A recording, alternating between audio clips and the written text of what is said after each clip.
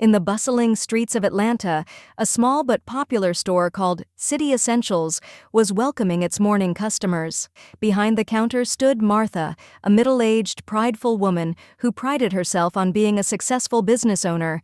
Yet deep down, she was someone who placed excessive value on appearances and social status, often judging people by what met her eye. As the door swung open, a plainly dressed man walked in. He wore an old shirt and pants, his shoes showing signs of wear and tear. The man carried himself with quiet confidence, his warm eyes exuding kindness, though Martha didn't notice. Instead, she barely looked up as the man greeted her politely. "Good morning. I'd like to buy a few things." Martha nodded dismissively at first, but when she took a proper look at him, her expression quickly changed. Her brows furrowed, and with a cold tone she replied, "You won't find anything affordable here. This store caters to a wealthier clientele." Despite her harsh words, the man remained composed. "I'm just here as a customer. I'd like to purchase a few items, that's all," he responded calmly. Yet Martha's impatience bubbled under the surface. To her, this man seemed like someone who didn't belong, someone who could tarnish her store's perceived image of exclusivity.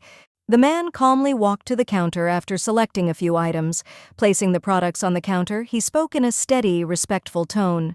"Ma'am, I'd like to purchase these items. Could I please settle the bill?" Martha eyed him from head to toe, her disdain apparent. She slammed the notebook she was holding shut and responded with a cold, condescending tone. "Listen," she said, her lips curling into a sneer, "we don't serve frauds or people pretending to be something they're not.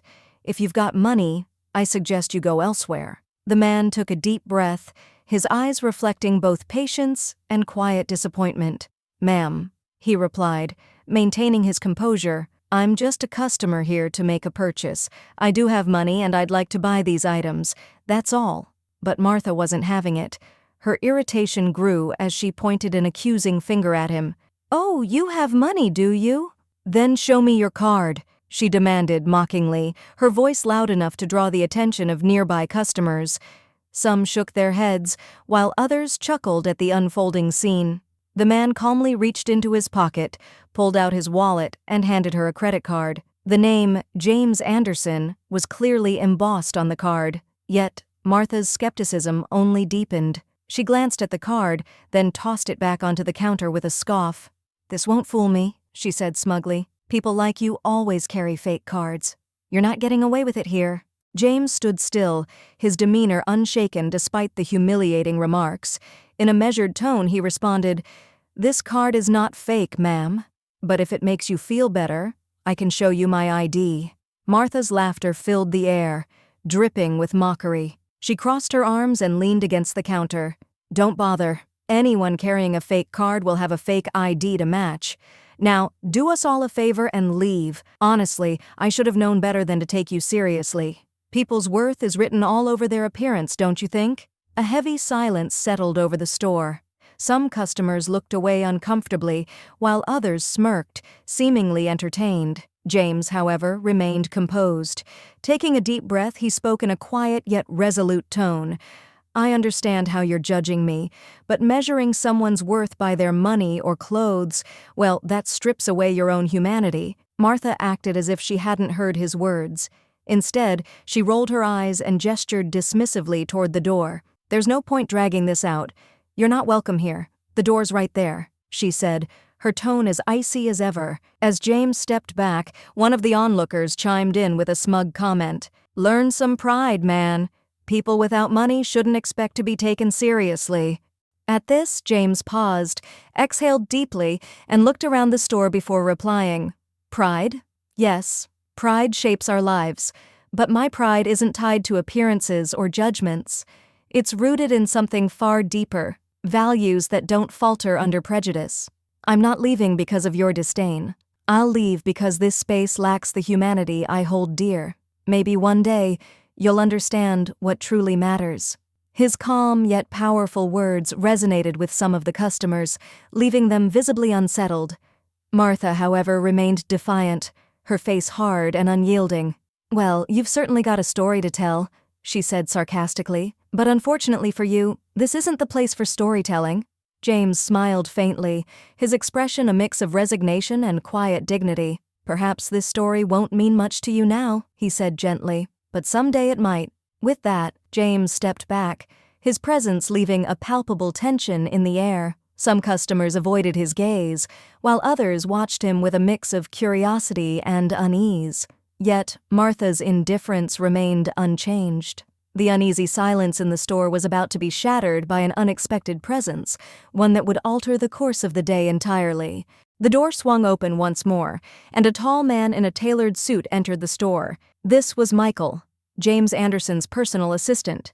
His eyes scanned the room until he saw James standing near the counter, facing Martha's cold demeanor. Hearing Martha's harsh tone, Michael wasted no time walking over. "Mr. Anderson, is everything all right?" he asked, his voice calm but concerned. Martha froze, her face filled with confusion. She watched as James greeted Michael with a warm smile. "Everything's fine, Michael," James replied softly, "though it seems I'm not particularly welcome here." Martha took a hesitant step back, her expression now a mix of bewilderment and panic. "Mr. Anderson?" she repeated. "Who is that?" Michael turned to her, his face now serious. "This man," he began, pointing to James, "is James Anderson, a renowned philanthropist, investor, and, most importantly, this store's largest shareholder. He came here today to personally observe how the business operates." A stunned silence fell over the room. Martha's face went pale as the realization hit her. She opened her mouth to speak, but no words came out. The other customers exchanged shocked glances, while James stood quietly, maintaining his calm demeanor. James finally broke the silence. "You see," he began, his voice steady but firm, "treating people with respect shouldn't depend on knowing who they are. Judging someone by their appearance or preconceived notions, well, that can lead to very unfortunate consequences." Martha, her hands trembling, turned to James with tears forming in her eyes. "Mr. Anderson," she stammered, "I am so sorry. I didn't realize who you were. I made a terrible mistake, judging you by your appearance." James looked at her, his expression a blend of patience and disappointment. "Your apology is appreciated," he said calmly. "But the issue isn't just about me. What concerns me is how many others you've treated this way. How many others have walked out of this store humiliated because of your prejudice?" Martha dropped her head, her shame evident. She tried to respond, but James continued, "Today, you've learned something important. Every person who walks through that door has a story, and you don't know what that story is until you take the time to listen. Judging people based on their clothing, their skin color, or their social status doesn't just harm them, it diminishes you as well."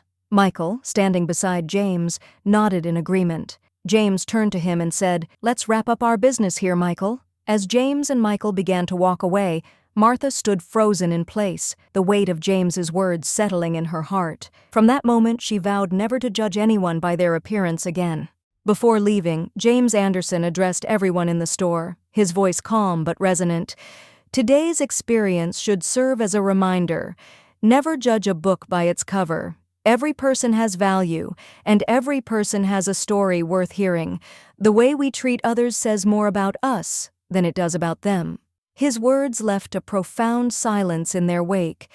Even those who had silently approved of Martha's actions now looked down, ashamed of their complicity. James completed his purchase and walked out of the store, leaving behind more than just the sound of the closing door. He left an indelible lesson in empathy, humility, and the importance of seeing beyond appearances. This story, a simple encounter in a small store, became a powerful testament to the value of kindness and understanding, because, as James had said, every person has a story, and those stories go far beyond what we see on the surface. If this story touched your heart, don't forget to like the video, share your thoughts in the comments, and subscribe to our channel for more inspiring stories. Together, we can make the world a better place, one story at a time.